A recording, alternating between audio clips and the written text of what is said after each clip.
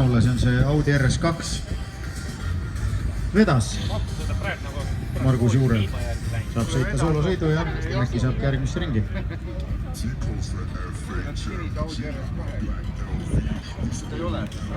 Aga jah, soolosõidus siis ei ole vaja viimase peal punnida, vaid saab natukene rahulikumalt ka võtta.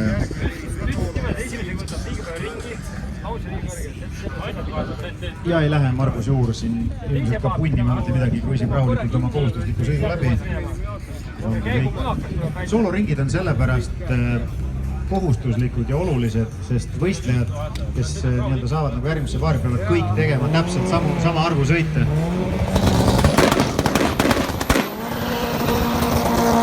Nii palju siis sellest, et läheb rahulikult kruisime läbi. Aega läheb sõitma. Ja läheb aega sõitma kindlasti kohe. 1,860 jalga.